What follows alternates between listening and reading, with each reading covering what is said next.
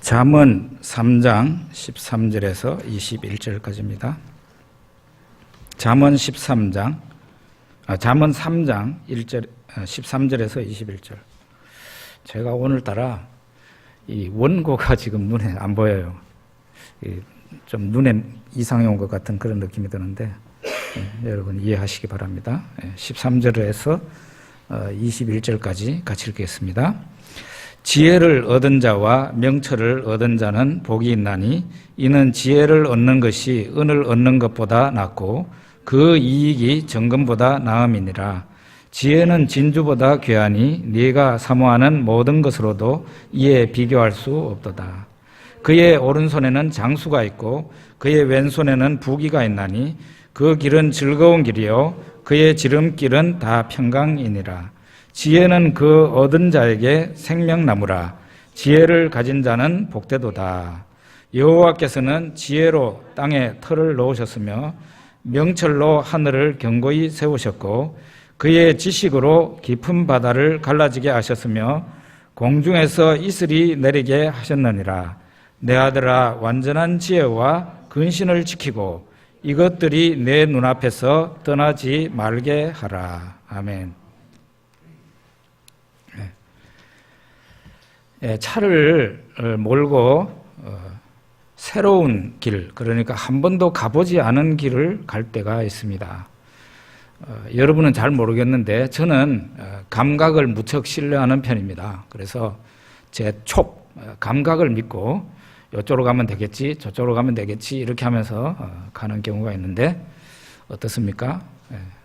용케도 잘 가는 경우가 있지만 상당히 많이 낭패를 당하는 경우가 있습니다.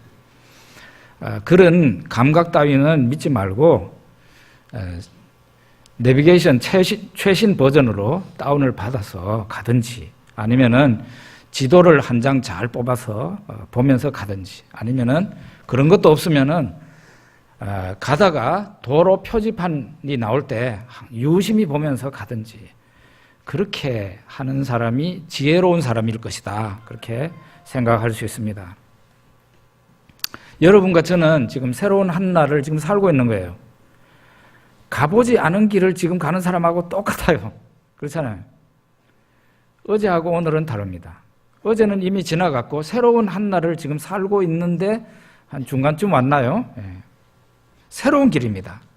그런데 이 낯선 길에 우리가 그냥 방심하고 갈 수 있는 길이 아니고 낯선 길에 지뢰가 말이에요. 지뢰가 여기저기 묻어 있습니다.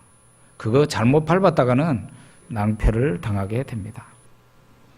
술과 마약이라는 지뢰가 있고 이성의 유혹이라는 지뢰가 있고 물질에 대한 탐욕이라는 지뢰가 있고 또 명예에 대한 욕망이라는 지뢰가 있습니다. 이런 지뢰는 눈을 뻔히 뜨고서도 그거를 꽝 밟아요. 그러면 인생 망하는 겁니다. 알면서도 저기 전쟁할 때 쓰는 지뢰는 땅바닥 밑에 있어가지고 웬만한 충격이 가해지지 않으면은 지뢰가 터지지 않습니다. 그런데 이게 영적인 지뢰들, 아까 얘기했던 그런 지뢰들은 눈을 뻔히 보면서도 거기에 발을 다른 데다가 갖다 댈 수도 있는데 거기다가 하필이면 갖다 대서 꽝 터져가지고 인생이 망하게 되는 겁니다. 이 잠언서는 어떻게 하면 인생을 성공적으로 살아갈 수 있을까? 그걸 얘기하는 책이에요. 어떻게 하면 보람이 있는 정말 후회하지 않는 그런 인생을 살다가 갈 수 있을까? 그게 바로 잠언서에서 얘기를 하고 있는 겁니다. 그래서 세상을 성공적으로 살아갈 수 있는 그런 지혜를 얻고자 한다면은 잠언을 꼭 정독하고 정독해야 됩니다.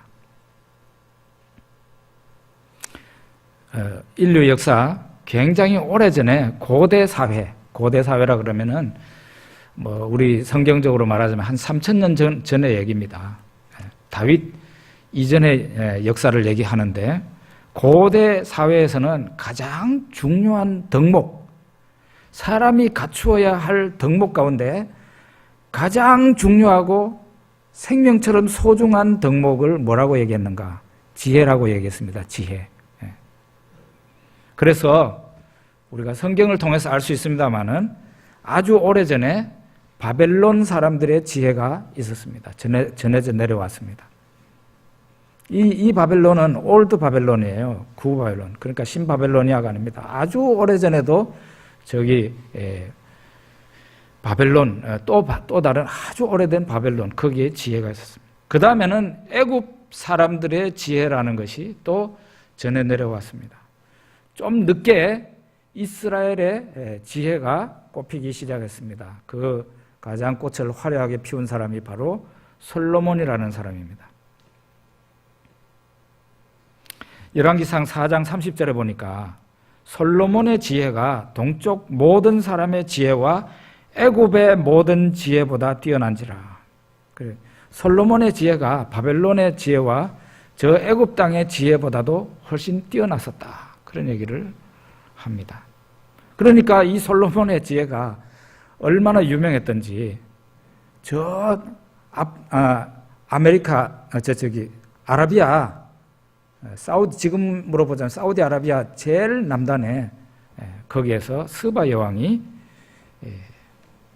솔로몬의 지혜를 들으려고 왔다는 거예요. 이게 보편적으로 이스라엘만 유명한 게 아니고 그 당시에 최고의 덕목이 지혜였다니까요. 그러니까 이 굉장히 지혜로운 사람이 나타났다 그러면은 밥 사들고 가는 것이죠. 그래서 스바 여왕이 사절단을 이끌고 이스라엘의 솔로몬 왕을 만나러 와서 직접 그 입에서 나오는 지혜스러운 말을 들으려고 했던 것입니다. 이와 같이 고대 사회에서 가장 사랑받고 가장 각광받았던 것이 바로 지혜였다. 그런 얘기예요. 도대체 이 지혜라는 것이 무엇이기에 그렇게 고대 사람들이 열광했는가? 그것이 바로 잠언 3장 13절에서 18절 보면 나와 있는데요. 우리 아까 읽었지만 한번 다시 한번 읽어봅시다. 13절에서 18절까지입니다. 지혜를 얻은 자와 명철을 얻은 자는 복이 있나니 이는 지혜를 얻는 것이 은을 얻는 것보다 낫고 그 이익이 정금보다 나음이니라. 지혜는 진주보다 귀하니 네가 사모하는 모든 것으로도 이에 비교할 수 없도다. 그의 오른손에는 장수가 있고 그의 왼손에는 부귀가 있나니 그 길은 즐거운 길이요 그의 지름길은 다 평강이니라. 지혜는 그 얻은 자에게 생명나무라. 지혜를 가진 자는 복되도다. 이렇게 말했습니다. 성경도 세상 사람들만 그런 게 아니라 성경도 이렇게 지혜라는 것이 아주 귀한 것이다. 아주 귀한 것이다. 지혜는 금은보다 훨씬 낫다는 거예요. 세상에 제일 좋은 게 지혜라는 겁니다. 제일 가치 있는 게 지혜라는 거예요. 그래서 이 지혜라는 것을 얻을 수 있도록 노력하라는 거예요. 근데 이 지혜가 왜 그렇게 귀한가 하면은 하나님 아버지께서 가지고 계셨던 것이기 때문에 더더욱 귀하다. 그렇게 얘기를 합니다. 잠언 3장 19절에서 20절에 보면 나오는데요. 그게 한번 읽어봅시다. 여호와께서는 지혜로 땅에 터를 넣으셨으며 명철로 하늘을 견고히 세우셨고 그의 지식으로 깊은 바다를 갈라지게 하셨으며 공중에서 이슬이 내리게 하셨느니라. 이렇게 하나님께서 가지신 것이 하나님께서 하나님 속에 가지고 있었던 것이 지혜라는 겁니다. 하나님께서 이 지혜라는 것을 가지고 천지창조를 하셨다는 거예요. 하늘도 펴시고 땅도 건설하시고 하나님 속에 지혜가 있었기 때문에 하나님이 가지신 이 지혜를 가지고 천지창조를 하셨다는 겁니다. 이게 무슨 뜻입니까? 그러니까 하나님께서 지혜를 가지시고 저 하늘도 땅도 성공적으로 지으신 것처럼 네가 만약에 네 속에 지혜를 가진다면은 네 인생은 보나마나 성공적이다. 그런 얘기예요. 그래서 그만큼 지혜라는 것이 중요하다는 거예요.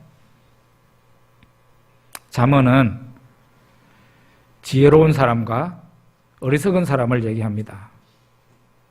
좀 더 직설적으로 말하자면은 잠언은 지혜자와 바보를 갖다가 얘기하고 있습니다. 잠언 3장 5절 6절을 한번 읽어봅시다.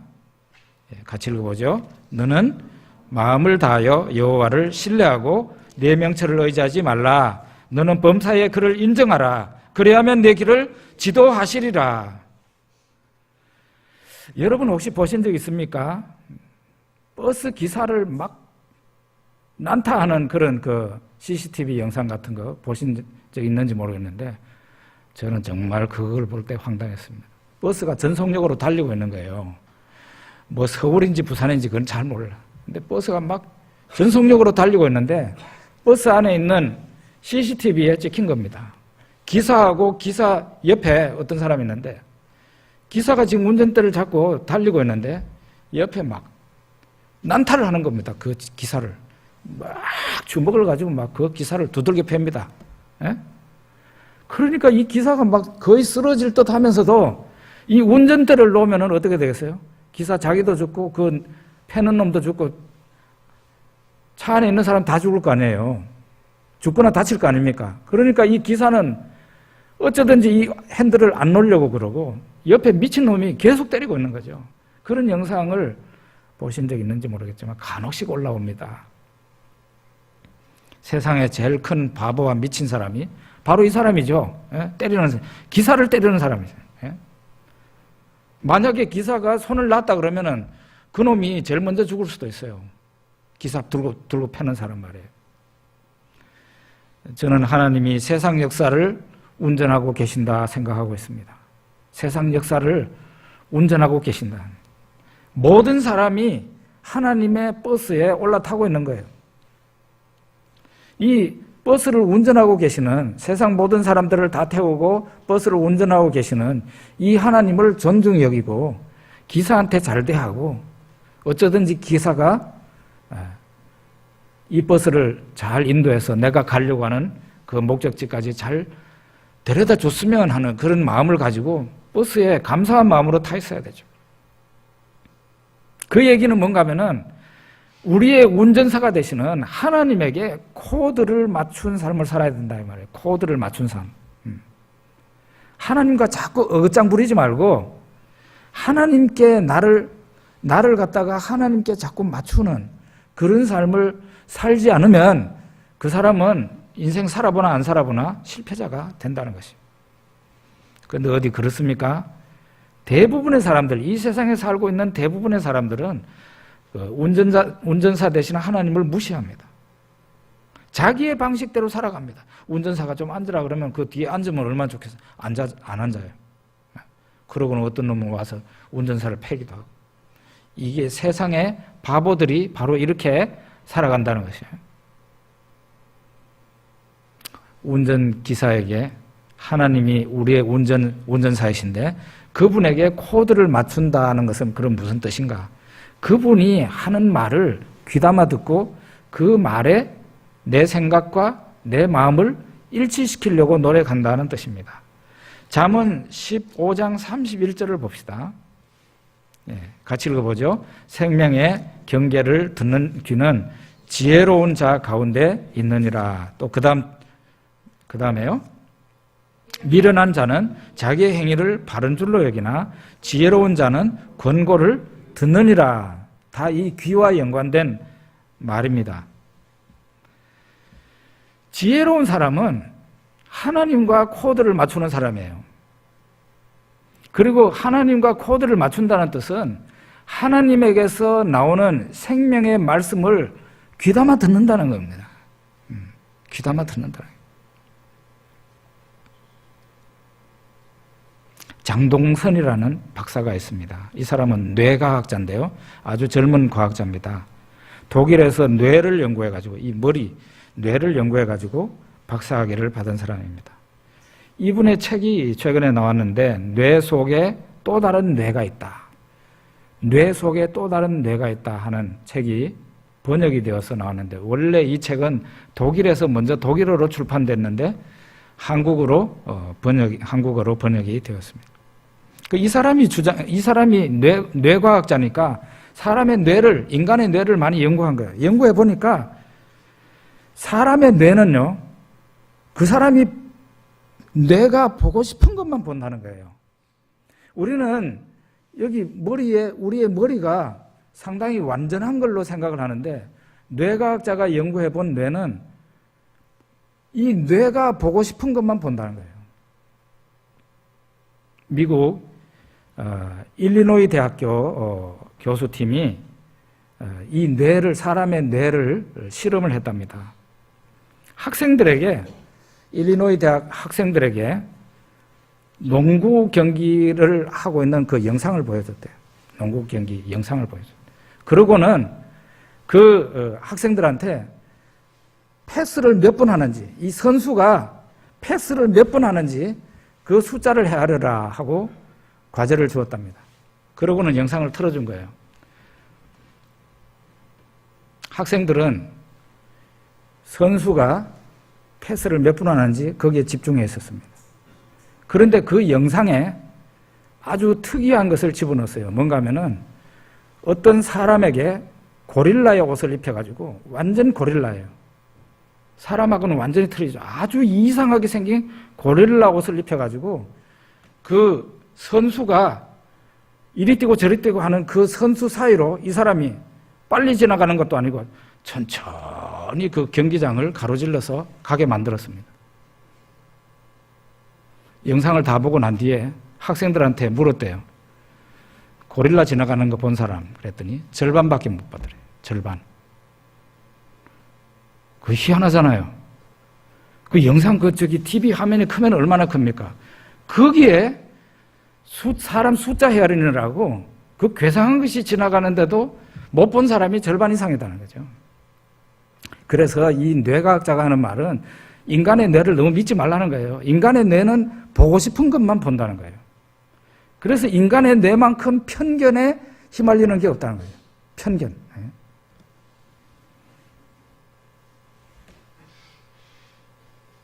어떤 사람이 지혜로운 사람일까요? 자기 머리를 안 믿는 사람이 지혜로운 사람입니다. 어떤 사람이 바볼까요?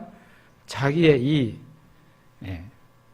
한계가 있는 이 어리석은 두뇌, 이 머리를 믿고 자기의 지혜를 믿고 살아가는 그 사람이 바로 바보라고 할 수 있습니다. 성경은 그래서 움직이지 않는 진리, 전능하신 하나님, 지혜의 완전함을 가지고 계시는 그 하나님에게 코드를 맞추고 그 하나님이 우리에게 말씀하시는 생명의 말씀을 귀담아 들으려고 노력하고 내 인생을 그렇게 코드로 맞추고 살아가는 그 사람이 바로 지혜스러운 사람이라. 그걸 잠언서에서 얘기하고 있는 거예요. 잠언서. 인생을 성공적으로 살아가는 방법이 뭐냐? 자기의 명철을 믿지 말라는 거예요. 자기의 지혜를 믿지 말라는 거예요. 하나님을 믿고 하나님이 인도하시는 대로 살아라는 거예요. 그 사람이 지혜로운 사람이라는 거예요. 그리고 잠언은 인생을 실패하지 않고 살아가는 방법에 대해서 몇 가지로 얘기하고 있는데 충고를 하는데요. 인생에 성공하는 방법, 인생을 헛되이 살지 않는 방법, 후회하지 않고 인생을 살아가는 방법에 대해서 몇 가지 얘기를 하는데 그것은 먼저 사람이 되라는 거예요. 사람.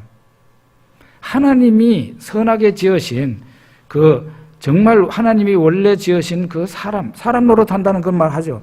사람이 되라는 거예요. 사람이 되라. 사람이 되는 그 한 가지 첫째로는 겸손한 사람이 돼야 된다는 겁니다. 겸손한 사람. 잠언 18장 12절에 보면은 나오는데요. 읽어봅시다. 사람의 마음의 교만은 멸망의 선봉이요 겸손은 존귀의 앞잡이니라. 교만한 사람은 하나님 앞에서나 사람들 앞에서 자기를 자꾸 높입니다. 이런 사람은 어떻게 되겠어요? 하나님도 그 사람을 끄잡아 내립니다. 사람들도 어떻게 되겠어요? 여러분 가까이에 교만한 사람이 있으면 여러분 어떻게 합니까? 기분 더럽게 나쁘죠. 그래서 그 인간하고 상대를 잘 안 하고 싶죠. 그 사람은 그렇게 하면은 점점 내려가는 겁니다. 아무도 그 사람을 사람 취급하지 않습니다. 인생 망하는 게 바로 그래서 망하는 것이죠. 겸손한 사람은 사람들에게 인정받고 하나님에게 인정받습니다. 그런 사람을 높여주죠. 두 번째로는 진실한 사람이 되라고 얘기를 합니다. 사람이 된다는 것은 진실한 사람이 된다는 거예요. 잠언 14장 25절에 보겠습니다. 진실한 증인은 사람의 생명을 구원하여도 거짓말을 뱉는 사람은 속이느니라. 우리가 진실하다고 해서 사람들이 금방 우리의 진실을 믿어주지는 않습니다. 왜냐하면 사람이 태어나면서부터 완전히 거짓말에 노출되어 있거든요. 이 세상은요, 한마디로 거짓말이 지배하는 사회예요. 이런 거짓말을 밥 먹듯이 하는 이런 사회에서 진실하다는 건 굉장히 어려운 일입니다. 심지어는요, 아기를 낳아놓고 그 아기한테 아빠하고 엄마가 처음 하는 말도 거짓말이 될 수 있어요. 저도 돌아보면은 애한테 거짓말을 엄청 많이 한 것 같아요. 애가 말 잘 안 들으면은 협박을 막 하고 이러잖아요. 방송국에 전화해가지고 어린이 프로 폐지시킨다고 막 그러기도 하고 막 그래. 그거 다 거짓말인데. 이런 거짓말이 완전히 그 거짓말이 충만하다고 해도 거짓말이 아닌 이런 시대에 우리가 살고 있습니다. 그런 상황에서 우리가 참된 말, 진실을 가지고 살아간다는 것은 사람들이 잘 안 믿죠. 그렇지만은 오랫동안 그렇게 살면 사람들이 그 사람을 믿어줍니다. 저 사람은 입에서 나온 한마디 말을 그대로 지키는 사람이다. 세상 다른 사람은 몰라도 저 사람은 믿어줘도 된다. 그런 인생이 되는 거죠. 그러면은 그 사람의 인생은 성공적이다는 겁니다. 누구든지 그 사람을 귀하게 생각을 하고 가까이 해주고 그러지 않겠습니까? 세 번째로는 사람이 되는 방법은 세 번째는 부지런한 사람이 되어야 된다는 거예요. 잠언 6장 6절에 봅시다. 게으른 자여 개미에게 가서 그가 하는 것을 보고 지혜를 얻으라. 개미와 배짱이 이야기 있잖아요. 열심히 여름에 더울 때 개미는 열심히 일을 합니다. 그런데 그 더울 때 게으른 배짱이는 나무 그늘에서 계속 노래만 부릅니다. 일하지 않습니다. 일하는 걸 즐기는 사람은 아무도 없습니다. 학생들 공부하기 다 힘들죠. 공부가 즐겁다는 사람은 머리가 돈 사람이에요. 공부는 다 힘들고 하고 싶지 않아요. 공부는 안 하고 싶은 게 정상이에요. 그런데 왜 책상에 앉아가지고 꾸역꾸역 공부를 합니까? 공부하는 게 괴롭고 힘들지만은 내가 공부를 안 하면은 내 장래가 보장이 안 되는 것이죠. 좋은 결과는 오지 않습니다. 누구는 쉬고 싶지 않겠습니까? 잠자고 싶지 않겠습니까? 그러나 잠을 안 자고 일하는 까닭은 내가 이렇게 해야 좋은 결과가 내한테 온다는 것이에요.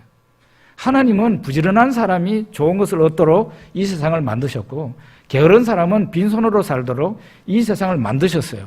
하나님의 법칙을 어기면 그 사람은 이 세상에서 평생 가난하게 살다가 남들에게 빌어먹고 살다가 인생 끝나게 되죠.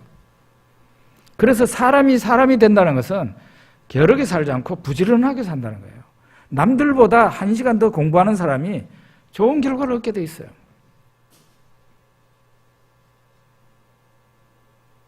그리고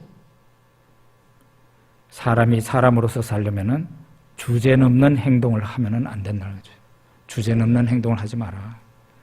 잠언 27장 13절 보겠습니다. 타인을 위하여 보증선자의 옷을 취하라. 외인들을 위하여 보증선자는 그의 몸을 볼모 잡을지니라. 뭔 얘기입니까? 다른 사람의 보증을 서지 말라 하는 말이 잠언서에 여기만 나오는 게 아니고 많이 나옵니다. 여러분들은 이 말씀 이해할 수 있습니까? 이 잠언은 3,000년 전의 말입니다. 3,000년 정도 된 말이에요. 그때에도 이 사회생활을 하다가 보면은 어려운 사람들이 있었고 어려운 사람들이 찾아와가지고 나 보증 좀 서주세요 하는 사람들이 있었다는 얘기입니다. 그런데 이 성경 잠언서에서는 뭐라고 말합니까? 보증을 선 사람은 알몸밖에 남지 않는다는 거예요. 그거는 현명한 일이 아니라는 거죠. 타인의 보증을 서는 것은 어리석은 일이라고 얘기를 하고 있어요. 이게 왜 그런 겁니까? 왜 어리석은 일이라고 하는 겁니까? 보증을 안 서면은 사랑이 없는 사람 아닐까요? 성경은 그렇게 말하지 않아요. 이 본문이 왜 이런 말을 하는가 하면은 네가 하나님이냐 이 말이에요. 네가 진짜 저 사람 보증을 설 수 있는 입장이냐는 겁니다. 너는 인간이다는 겁니다. 인간이 어떻게 인간의 보증을 그렇게 설 수 있냐 그런 얘기입니다. 저는 이 말씀을 현실적으로 여러분들이 잘 적용하기를 바랍니다. 여러분들이 되도록이면은 보증을 서지 말고 돈을 주세요. 줄 수 있는 힘이 있으면 주시라. 그리고 그 보증선 정도가 여러분들의 가정을 흔들릴 정도로까지 보증을 서지는 마십시오. 그래가지고 내 자식도 처자도 알거지로 만드는 그런 걸 한다는 그 사람은 현명하지 않은 사람이에요. 보증선 그 돈을 내가 상대방이 이행을 하지 못한다 할지라도 내 가정에 지나친 충격이 안 올 정도만 하라 이 말이에요. 사람이 주제넘은 행동을 하기 때문에 그 사람이 인생이 실패하는 겁니다. 하나님은 뭐라고 말합니까? 네가 인간임을 기억하라는 거죠. 너는 연약한 자이다는 거예요. 주제넘은 행동을 하지 말라는 겁니다. 그래서 쓸데없이 남의 보증이나 하고 돌아다니는 그런 사람이 되지 말라고 성경은 얘기하고 있는 겁니다. 그렇게 해서 주제넘은 행동을 하지 말고 자기 가정을 자기 자신을 잘 지켜라는 겁니다. 그 다음에는 사람이 사람답게 사는 방법은 불륜을 멀리하는 것입니다. 잠언서 6장 27절 28절 보겠습니다. 사람이 불을 품에 품고서야 어찌 그의 옷이 타지 아니하겠으며 사람이 숯불을 밟고 서야 어찌 그의 발이 되지 아니하겠느냐. 예, 요즘 너무 보편적인 현상이라서 요즘 불륜이 미화되고 있잖아요. 요즘 영화 가운데 제일 인기를 끄는 영화가 어떤 거죠? 불륜인 영화예요. 그러면서 그 영화를 보면서 많은 사람들이 감정이입이 됩니다. 옳은 겁니까? 틀린 거죠. 불륜이나 성폭행, 성추행, 성희롱, 몰카 뭐 이런 것들로 사람이 명망이 있었던 사람이 사회에서 그래도 정상적이었던 사람이 순식간에 어떻게 돼요? 추락하는, 인생 매장당하는 그런 사람 보잖아요. 이제는 성윤리가 타락한 정도를 벗어나서 타락한 정도를 벗어 동성애가 공감을 얻는 시대가 되고 있습니다. 동성애에 대해서 반대하는 설교를 했다가 그런 서울에 있는 큰 교회 목사님들이 주로 그런 대상이 되는데 그래가지고 아주 나쁜 사람으로 매도가 되고 있습니다. 동성애가 지금 보편화되고 있는 거예요. 이게 사람이 길을 포기한 것이 동성애예요. 짐승이 그런 나쁜 짓을 하는가 봤습니까? 짐승도 저 인간 짐승이네 하진 그건 최고로 악담인데 짐승들도 그런 짓은 하지 않습니다. 그래서 성경은 가증한 거라고 그러는 거죠. 가증한 죄. 성경은 가증하다는 것은 세상에 추한 것 가운데 제일 추한 게 그거라는 뜻이거든요. 동성애는 가증한 거라고 얘기를 했어요.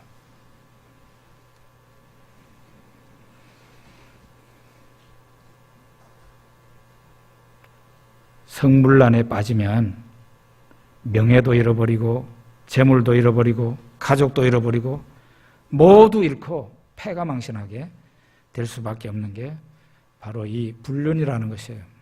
성윤리라는 겁니다. 성윤리를 깨끗하게 잘 지키고 그렇게 해야 명예도 지키고 자기 가정도 지키고 자기 인생도 지킬 수 있다는 거예요. 그리고 이제 사람이 사람으로서 살아가려면 그 무엇보다도 여호와 하나님을 경외하라고 말하고 있습니다. 잠언 1장 7절 봅시다. 여호와를 경외하는 것이 지식의 근본이거늘 미련한 자는 지혜와 훈계를 멸시하느니라. 여기 보면은 지식의 근본이 바로 여호와를 경외하는 것이랍니다. 세상의 지식이라는 것도 이게 낮은 단계의 지식이 있고 좀 차원 높은 지식도 있습니다. 수학을 말한다면은 더하기 빼기 1, 2, 3 물론 1, 2, 3, 4부터 배워야 되겠죠. 영어를 배운다면은 A, B, C, D부터 배워야 됩니다. 이 지식의 근본이라는 얘기는 하나님을 경외하는 것이 세상 지식으로 말하자면 ABC 배우는 거하고 똑같고 가나다 배우는 거하고 똑같다는 거예요. 이런 하나님을 알고 하나님을 경외하는 것 없이 거기에다가 인생을 건설하는 것은 지식의 근본도 없이 뭘 쌓아 올리려고 하는 어리석은 사람이라는 것이죠. 사람이 사람답게 살아가려면은 하나님을 경외하는 거, 이거부터 먼저 배워야 된다.